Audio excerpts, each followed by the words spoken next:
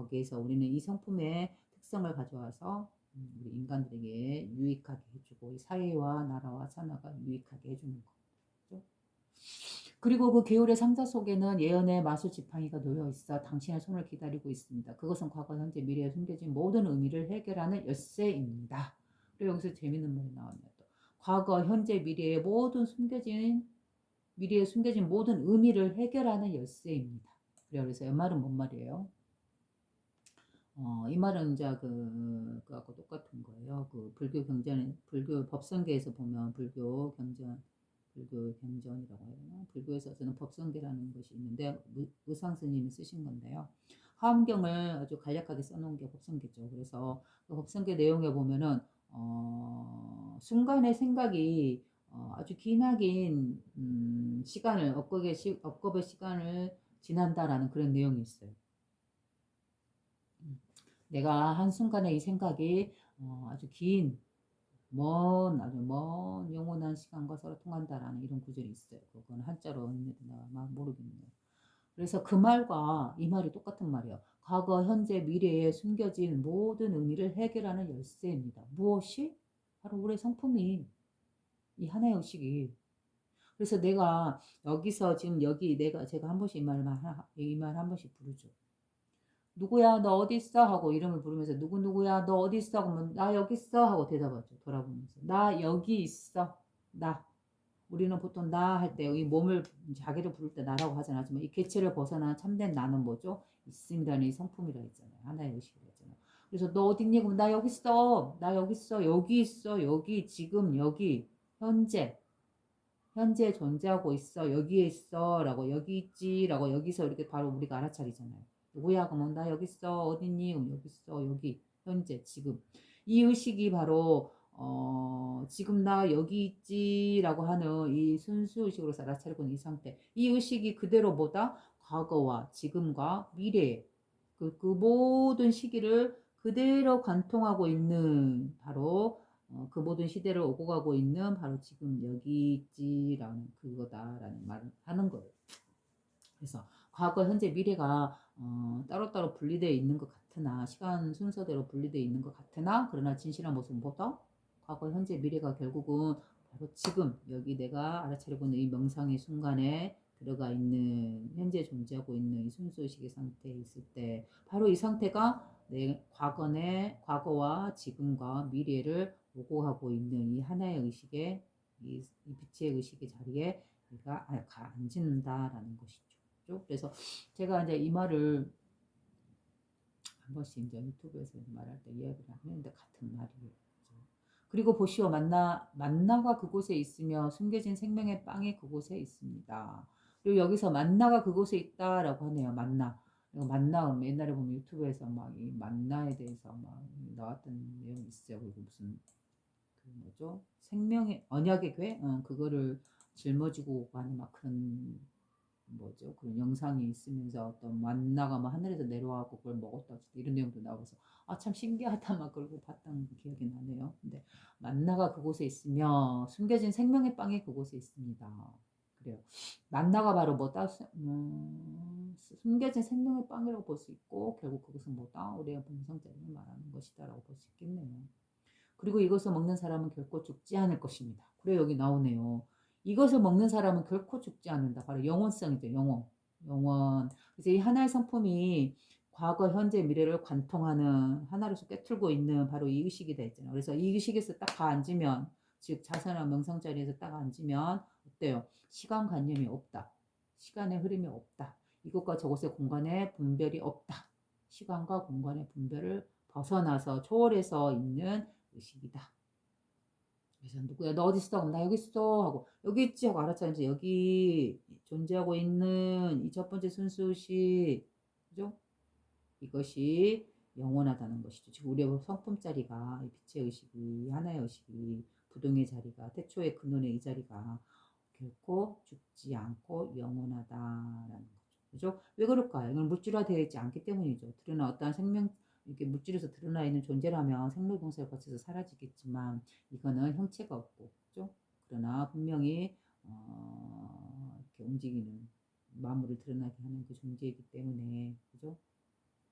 존재는 물질화되지 않기 때문에 자신은 결코 죽지 않으나 만물을 늘 생멸시키고 있는, 생겨나게 태어나고 유지하다 소멸시키고 있는 바로 그 자리인 것이죠.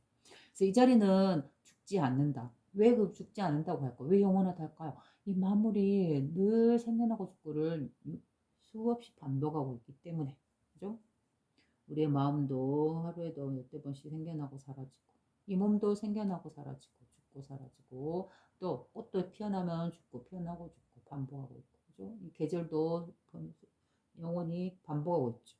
봄, 여름, 가을, 겨울. 그리고 우주도 역시 생겨났다 유지됐다 파괴되고 생겨나고 파괴되고 똑같이 반복하죠. 결코 죽는 일이 없죠. 영원하죠. 지혜천사 케루빔이 모든 영혼을 위하여 이 보물상자를 지켜왔습니다.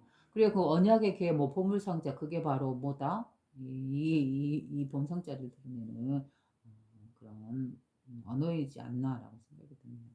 그리고 왜냐하면 만나란 말도 여기 나왔기 때문에. 그리고 원하는 사람은 누구든지 안으로 들어가서 자신의 것을 찾을 수 있습니다. 그러자 카스피아는 그 유대 선생이 말하는 것을 듣고 나서 감탄하여 소리쳤습니다. 보시오, 하나님의 지혜가 사람들에게 왔소. 그리고 나서 예수님께서는 이곳을 떠나 신성한 사이러스의 숲속으로 들어가셨습니다. 그곳에서 군중들을 만나셨으며 또한 가르치고 병자들을 고치셨습니다. 예수님께서 영어 믿는 센터에서 서 계시니라. 신앙이 치료의 주요 원인이라는 것과 많은 사람들이 신앙에 의하여 병을 고쳤다고 말씀하시니라.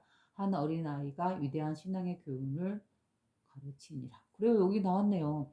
예수님께서 영어 믿는 센터에서 서 계시니라.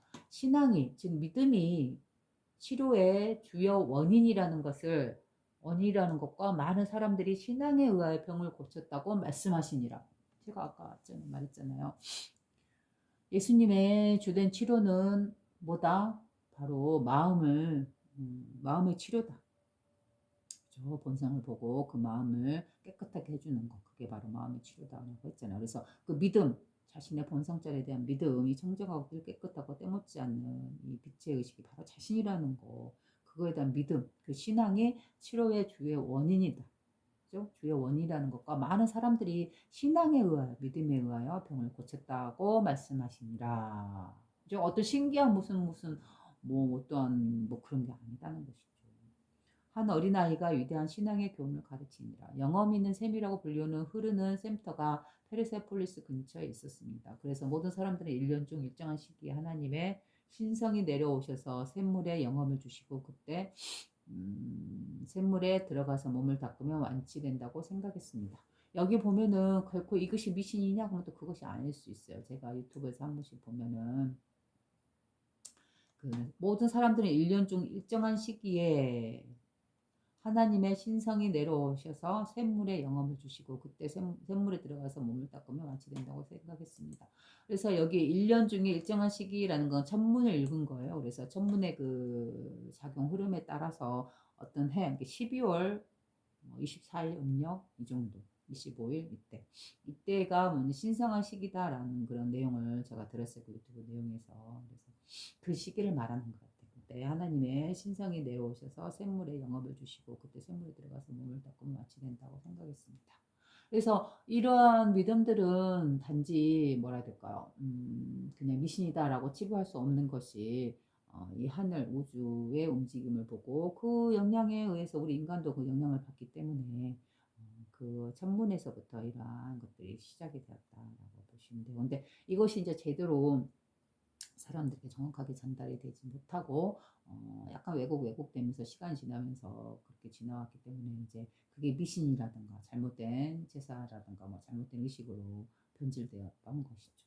센터에는 많은 사람들이 와서 거룩하신 하나님께서 오셔서 샘물의 효험을 나타나게 되기만을 간절히 기다리고 있었습니다. 맹인, 절름발이, 귀머거리, 벙어리 그리고 귀신 들린 사람들이 그곳에 모여 있었습니다. 그래서 예수님께서 그들 가운데 서서 말씀하셨습니다. 생명의 샘을 보시오. 이런 효험 없는 물을 당신들은 하나님의 특별한 축복으로 여기고 있지만 병치료의 영험이 어디로부터 오는 것입니까?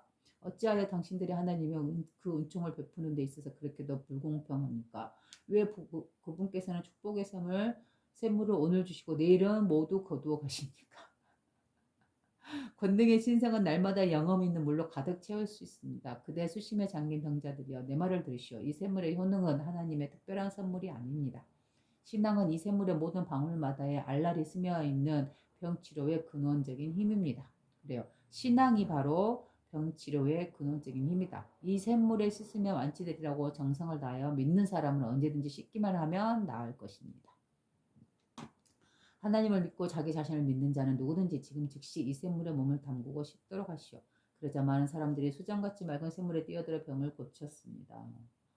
그 뒤에 사람들은 앞을 다투어 몰려왔습니다. 그들은 신앙에 힘입어 모든 효험이 사라지기 전에 먼저 씻으려고 입을 다투어 뛰어들었습니다. 앞을 다투어 뛰어들었습니다.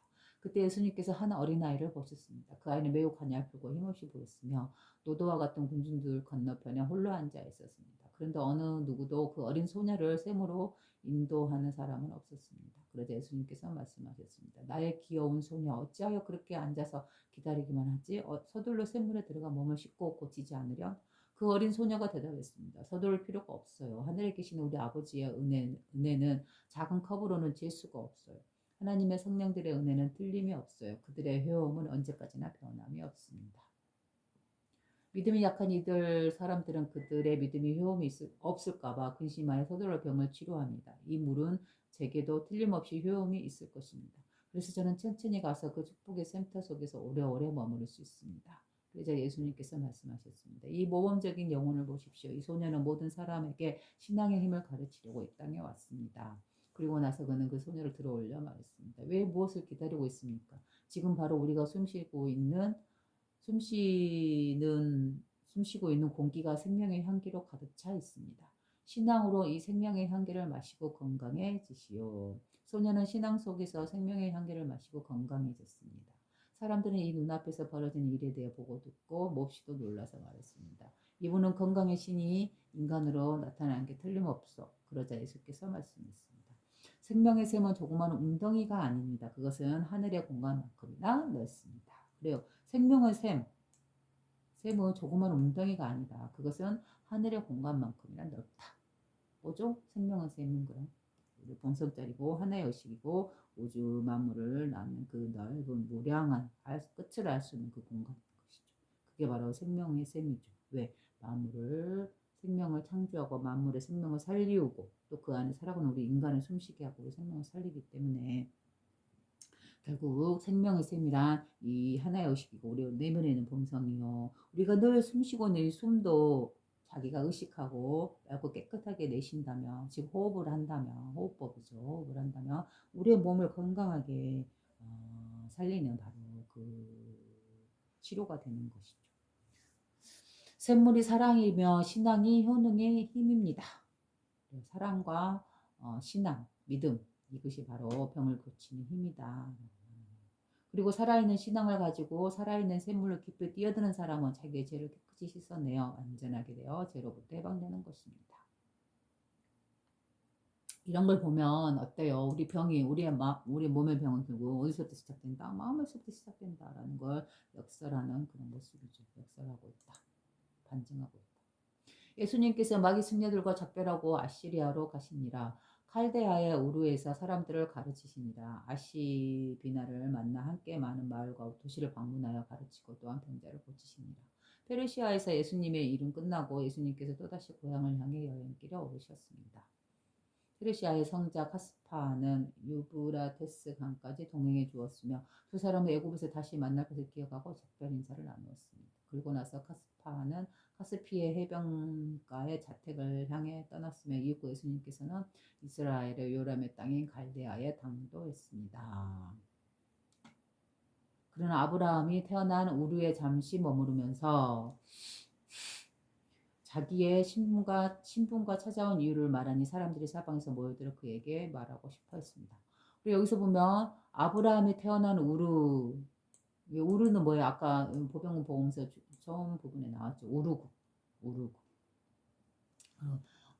12황국 중에 하나인 바로 우르국이죠. 그래서 환국하면 뭐가 생각나세요? 환인, 그죠?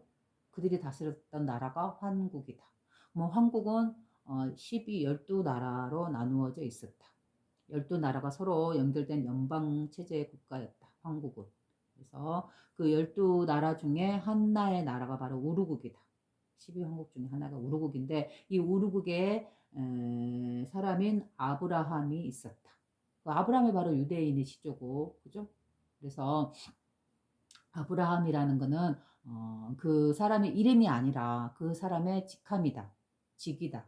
라고 말을 했었죠. 제가 이 유튜브 영상에서 이거 읽으면서 보병공부 보면서. 그래서 아브라함이란 이제 제가 유추에 들어가기를 저의 생각으로 불교에서는 그 깨달은 성자를 아라한이다 라고 해요. 아라한.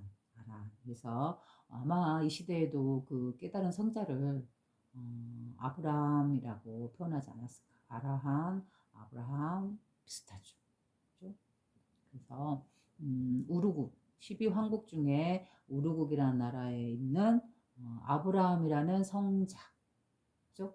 아브라함이라는 지위를 가지고 있는 깨달은 자, 성품을 본 자, 이렇게 봐야 되는 것이죠. 바로 그가 유대인의 조상이 됐다라고 보는 것이죠. 그래서 그는 아브라함이 태어난 우르에 잠시 머무르면서 그래서 우룩 그죠? 우르국. 그러면은 우룩 하면은 뭔가 생각나는 거. 저는 이 우르국이라는 단어를 볼 때 이 생각이 났어요. 우리 그 신라 뭐 우리 고대 역사 공부할 때 신라 우룩 가야. 그래서 우룩이라는 지역도 있었잖아요. 그죠? 나는 본 것 같아요. 그래서 우르국 신라 가야 우룩 이렇게 한번 생각해 봤었어요. 재미난 생각이죠. 그래서 그 여기 보병군 복음서에서 처음 시작할 때 이 우르에서 태어난 아브라함이라는 말이 나오고 이 사람이 서쪽을 향해서 계속 가죠. 그죠? 이미 성자라는 그 아브라함이라는 직함을 가지고 즉 깨달은 성자로서 어느 정도 지식과 현명한 지혜를 가지고 있는 존재인 것이죠. 그가 자신의 아버지와 같이 동쪽에서 살다가 서쪽을 향해서 이렇게 길을 떠나요. 뭐 동물이라든가 친척과 함께 같이 자기 부모와 함께 아브라함이 떠나죠. 그래서 서쪽으로 가서 계속 가서 그 지역 서쪽 지역에서 또 지혜를 배우고 또 그들에게 또 가르치고 배우면서 가르치고 마치 예수님처럼 그렇게 했죠. 그러다가 이제 그의 아버지 아브라함의 아버지가 돌아가시고 아브라함은 더 서쪽으로 가서 그래서 거기 지역에서 자신의 친척들이 자신의 자손들이 번지면서 거기에서 유대교가 어, 태어났다 이렇게 말을 하고 있죠. 그렇게 치면은 12황국 중에 우르국에서 태어난 사람이 바로 그 아브라함이다. 그죠? 유대교를 탄생시킨 시조다. 재밌죠. 이러한 역사를 알 수가 있어요. 이 보병군 복음서를 읽으면서. 그래서 이걸 보면 결코 이 보병군 복음서가 무슨 허투루 그냥 써는 건 아니다. 그래서 저는 이 보병군 복음서에서 보면 왜 이게 좀 만약에 이게 사실 옛날 시대에 써졌던 건데 이게 이제 감춰져 있다가 지금 시대에 드러났다라고 본다면 이제 저의 추측으로만 제 개인적인 생각으로 추측으로 본다 그러면 왜 그랬을까? 왜 감춰졌다 이제 드러났을까? 왜 감춰진 이유는 무엇일까라고 생각을 해보면 역시 이걸 읽으면서 이해할 수 있어요. 예수님이 서양이라는 그 지역에 한정돼서 거기서 태어나고 거기서 배우고 거기서 기독교가 발생되어서 사람들에게 이렇게 가르쳤다라고 만 사람들에게 알리고 싶어 하는 그러한 사람들에 의해서 이게 좀 가려져 있지 않았을까. 왜냐하면 여기 보병군 복음서 예수는 12세에 동쪽으로, 그죠? 동쪽으로 가서 뭐 여기 보면 막그 뭐죠? 페르시아라는 지역도 많이 나오고 인도라는 지역도 많이 나오고 막 그러잖아요. 지금 동쪽의 이야기를 많이 하고 있잖아요. 그래서 거기서 배우고 그들과 교류하고 또 그들의 잘못된 부분은 바로 잡아주시고 막 이런 부분들이 나오잖아요. 그래서 예수님이 서양에서의 그런 지혜로운 성자로만 있지 않고 동양에 가서 배우고 동양의 현자들과 서로 교류하고 이제 다시 서양으로 돌아왔다라는 그 부분을 좀 감추고 싶어 하지 않았을까라는 그런 생각이 들었어요. 그죠? 그래서 말 그대로 약간 서양 쪽에 동양을 좀 낮춰야 하고 서양을 높여야 하는 이러한 관점에서 보면 이걸 좀 감추고 싶었던 거죠. 근데 지금의 개념으로 보면 동쪽에는 동양인이 있고 서쪽에는 서양인이 있다. 이제 지금은 그러잖아요. 근데 옛날에 제가 유튜브를 보면 아주 재밌는 부분이 이 12황국이라는 그 내용에 대해서 보면 그 김정민 박사라고 있어요. 저 유튜브에 한 번씩 나오는데 어쨌든 한 번씩 재미있게 보긴 한데 그 사람의 내용을 근데 당군 이야기를 많이 해요. 그래서 카자흐스탄이라든가 이런 나라, 유라시아 이런 지역이 당군의 영향력이 있던 지역이다라고 이런 말도 하고 그 다음에 거기서 이제 그 12황국을 이야기를 하는데 그 황국 중에 우르국이라는 것도 이야기를 하고 나오죠. 12황국 중에서 그 황국의 뭔 얘기를 하려다 이야기를 했을까요? 그래서 이따 또 넘어가겠습니다. 생각나면 말하겠습니다. 그는 아브라함이 태어난 우르에 잠시 머물면서 우르국이죠. 우르. 그래서 12황국, 그다음에 당군, 한인, 한웅. 이러한 역사도 맞아. 단지 신화가 아니라 우리는 그냥 신화로만 이야기하고 있잖아요. 뭔가 좀 실제하지 않는 그런 상상적인 그런 신화로서 당군을 보고 한인, 한웅 시대를 보는데 그게 아니다.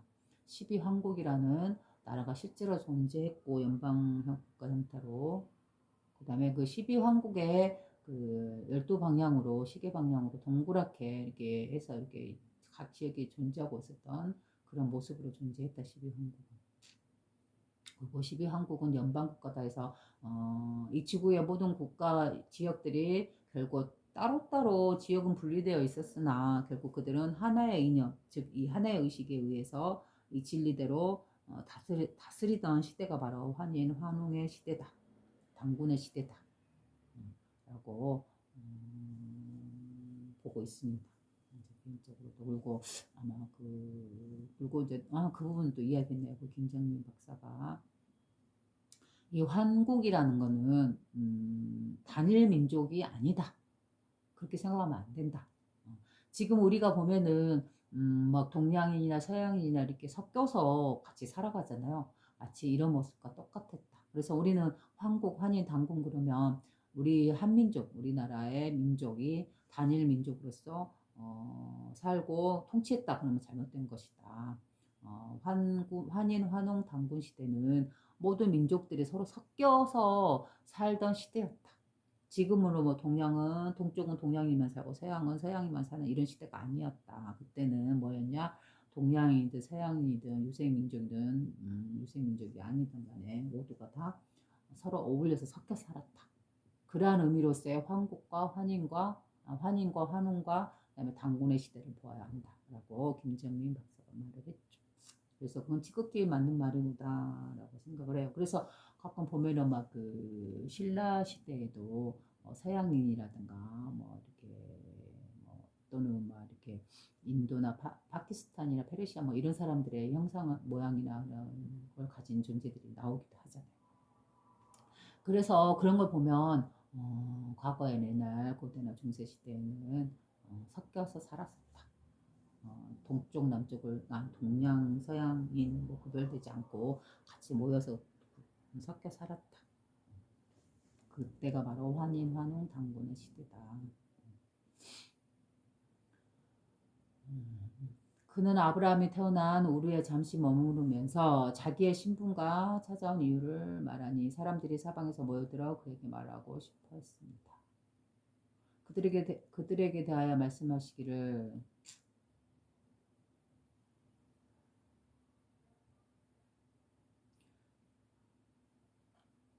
그래요. 그럼 여기서 아브라함에 태어난 우룩이라는 것은 결국은 그럼 이제 다음에 말할 기회 있으면 말하겠습니다. 사람들이 사방에서 모여들 그에게 말하고 싶어 했습니다. 그들에게 대하여 말씀하시기를 우리들 모두는 동족입니다. 약 2000년 그 이전에 우리의 조상 아브라함은 이곳에 우르게 살 시였습니다.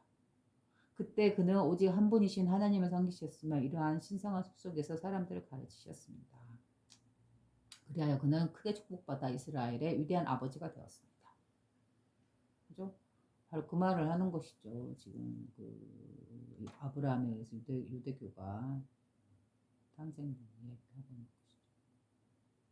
그래서 우리들 모두는 동족입니다. 같은 한 민족입니다라고 하는 것이죠. 그죠? 겉모습이 피부가 황인이든 백인이든 흑인이든 우리는 모두 똑같은 인간으로서 똑같이 동동하며 그저 같은 종족입니다. 약 2000년 전, 2000년 그 이전에 우리의 조상 아브라함은 이곳에 우르의 사시였습니다. 우르국. 그렇죠? 그때 그는 오직 한 분이신 하나님을 섬기셨으며 이러한 신성한 숲속에서 사람들을 가르치셨습니다. 그리하여 그는 크게 축복받아 이스라엘의 위대한 아버지가 되었습니다. 아브라함과 사라가 이 근처의 길을 거닌 뒤 수많은 세월이 지났음에도 불구하고 아직도 그 나머지 혈족들은 이곳 우르에 남아서 살고 있습니다. 그리고 그들의 마음속에는 아직도 아브라함이 모신 하나님이 깊이 간직되어 형성되어 있습니다. 그리고 신앙과 정의가 그들이 지은 반석입니다. 이 땅을 바라보십시오. 그것은 이제 아브라함이 그렇게도 아끼며 사랑하던 풍요로운 땅이 아닙니다. 예전과 같이 비가 흡족하게 내리지도 않습니다. 포도나무는 지금 열매를 맺지 않고 있으며 무화과 나무는 메말랐습니다. 그러나 이것이 오래 가서는 안 됩니다. 사막이 기뻐하고 꽃들이 활짝 피고 포도는 달콤한 열매가 주렁주렁 열려 송이송이마다 아래에 늘어져 있고 목동들이 다시 기뻐하는 때가 올 것입니다. 그리고 예수님께서는 선의와 지상 평화의 복음을 그들에게 설파했습니다. 그리고 인간의 동포애와 인간이 타고난 능력, 영혼의 왕국 등에 대하여 말씀하셨습니다. 지상 평화의 복음, 그죠? 이 하늘의 이 성품이 그대로 지상 세계에서도 그대로 드러나서 물질 세계를 구현하고 드러냈다. 이 말을 하는 것이죠. 그죠? 그래서 우리 인간도 물질화되어서 태어났지만 우리 인간의 내면의 정신은 뭐예요? 빛의 의식, 하나의 의식이 들어와 있다. 늘 함께 하고 있다. 그러니 어때요? 이거는 우리에게 복이 되는 것이죠. 복된 소리, 그죠? 복음을 그들에게 선포했다. 그리고 인간의 동포애와 인간이 타고난 능력, 영혼의 왕국 등에 대하여 말씀하셨습니다. 인간의 동포애. 우리 인간은 한 종족이다, 한 형제다. 바로 이게 우리나라에서는 얼마 전까지만 해도 멀지 않은 역사 속에서도 우리는 알 수 있죠. 뭐죠? 외국의 여러 나라들이 우리나라하고 서로 형제국이다라는 그런 말을 많이 듣잖아요. 그래서 어느 나라인지 아는 생각은 안 나네요. 그래서 옛날에는 우리 한국 전쟁이 일어났을 때 외국의 다른 여러 나라들이 지원해서 우리와 한 형제가 되어서 그죠? 서로 도왔다라는 그런 내용이 간혹 TV에 보면 나오잖아요. 역사 TV에 보면. 그래서 인간은 동포다, 같은 종족이다, 같은 형제다, 한 형제다. 왜? 아버지가 같으니까. 이 우주의 의식이란 하나의 의식에서 태어난 존재들이니까. 그죠? 그 다음에 인간의 타고난 능력이란 뭐예요? 바로 전지전능한 능력. 이 하나의 의식에 그죠? 전지전능한 능력. 그게 바로 우리의 본성 성품으로 들어와 있기 때문에 인간의 타고난 능력이다라고 말하는 것이죠. 영혼의 왕국 등에 대하여 말씀하셨습니다. 영혼의 왕국은 뭐죠? 바로 우리의 본래 성품짜리죠. 그죠? 그래서 예수님께서 이같이 이야기하고 있을 때 아시리아에서 제일 가는 성자인 아시비나가 그의 앞에 서 있었습니다. 여기서 보면 인간의 타고난 능력이란 바로 이 하나의 의식이죠. 창조자의 능력이죠. 그래서 우리의 내면에 들어와 있기 때문에 왜 뭐죠? 그 지금의 양자 역학에서 보면 과학의 양자 역학에서 보면 관찰자 의식과 이 대상이 그죠? 서로 주객이 서로 분리되지 않고 일체다. 하나로서 작용하고 있다. 이런 내용이 양자역학의 내용이잖아요. 바로 그러한 우리 인간의 관찰자의 의식의 능력이 바로 이 하나의 창조 능력이고 물질계를 움직이는 영향력이기 때문에 가능할 수 있는 것이죠. 그렇죠? 관찰자 의식이 관찰자를 보는 순간 파동이 입자로 변화한다. 우리의 의식이 우리의 마음이 우리가 의도하고 보는 그것이 바로 하나의 의식이 바로 그대로 이 대상의 이 물질계를 영향을 준다라는 거죠. 우리의 의식이란 결국 뭐예요? 우리 정신이란 창조자의 의식이고 창조자의 능력이고 창조의 힘이잖아요. 하나의 의식이기 때문에. 그죠? 그렇기 때문에 이 만물과 물질과 외부의 대상과 우리 인간이 우리 내면의 의식이 서로 분리되지가 않죠. 하나로서 통하고 있잖아요. 연결되어 있고 있잖아요. 그죠? 나의 의식이나 내 몸의 안에 있는 나의 정신과 이 물질 세계는 나와는 별개가 아니죠. 둘이 아니죠. 따로 떨어진 존재들이 아니죠. 왜? 별의 원소와 우리 인간의 원소, 구성 원소가 서로 같고 만물의 구성 원소가 결국 이 네 가지, 그죠? 뭐 바람, 물, 불, 그다음에 뭐지 하나는 흙, 이 네 가지 원소로 다 구성되어 있고, 그죠? 그다음에 뭐 또 보면 뭐 수소, 뭐 질소, 산소, 뭐라고 뭔가가 네 가지인가 이것이 모든 우주 만물의 기본 그 원자다 하더라고요. 그 영자역학에서 보면 그러면은 우리 인간과 만물과 우주가 서로 다르지가 않죠. 같죠, 같은 것이죠. 서로. 그러니 우리가 갖고 쓰고 있는 이 의식, 관찰자 의식이라고 부를 수 있는 이 의식이 바로 창조자의 의식이기 때문에 우리가 외부의 대상을 외부 환경에 보내는 그 시선이, 그 마음이, 그 정신이 우리의 주변의 환경에 영향을 줄 수 있다라고 보는 것이죠. 그게 바로 양자역학에서 말하는 바로 인간이 타고난 능력에 대해서 말하고 있지 않나라고 제가 확 튀어서 말을 합니다. 어떤 과학이나 인간이나 경전이나 이런 영역을 확 깨버리고. 그래서 앞으로는 제가 보건대 뭐 과학이네 문학이네 어떤 뭐 인간의 글로서 또는 지식으로서 어떤 영역을 나누어서 세분화시켜서 지금은 막 여러 영역으로 쪼개져 있잖아요. 서로 다른 영역인 것처럼 경계가 있고 그러잖아요. 근데 이 하나의 의식에서 보면 그 모든 영역들은 뭐예요? 서로 통하고 있고, 그죠? 아예 하나로서 확 트여 있는 것이죠. 그래서 우리 인간이 스스로 조금씩 쪼개내고 더 세분화되고 영역화 만들어서 막 쪼개놓고 나뉘어서 뭐 과학이 따르고 정치가 따로 있고 종교가 따로 있고, 그죠? 뭐 모든 그 외에 뭐 그런 것들이 다 따로 법이나 뭐 제도나 뭐 이런 것들이 막 다 따로따로 분리되어 있는 것 같지만, 그렇게 만들어 놨지만 실은 뭐다? 이 하나의 의식에서 다 깨져버리고 다시 이 하나의 의식에 의해서 그 모든 부분들의 영역들이 서로 통합되고 융합돼서 그대로 지금 이 진리의 모습처럼, 이 우주의 모습처럼, 이 현상의 모습처럼 그대로 진리가, 이상이, 원리가, 법칙이, 그죠? 그대로 물질 세계에서 통하고 있는, 현실에서 통하고 있는, 즉 이상과 현실이 서로 잘 어울려서 조화되고 있는 바로 이 현상의 모습처럼, 진리의 모습처럼 그대로 우리 인간 세계도 지금 우리가 살고 있는 이 세계도 이렇게 변화시켜야 되지 않나라고 생각해요. 그래서 그런 의미로서 신성 그 하나됨으로의 복귀라는 유튜브 저희 채널에서 보면 그 예서 내용은 바로 이러한 부분을 주로 다 다루고 있죠. 그래서 이제 앞으로 펼쳐야 하는 미래의 세계는 어떤 정치나 어떤 체제, 어떤 사회 구조를 가져야 하며, 그죠? 그리고 지금의 정치 제도에서 뭔가 부족하거나 미흡한 부분을 좀 더 보완해서 이 하나의 진리에 의해서 실현되고 구현되는 이 정치와 사회와 나라와 우주, 개인들, 그죠? 이러한 것들을 이야기하는 것이 바로 신성 그 하나됨으로의 복귀라는 저희 유튜브 채널의 목적입니다. 그래서 거기서도 이제 앞으로 계속 이제 한 번씩 이야기하고요.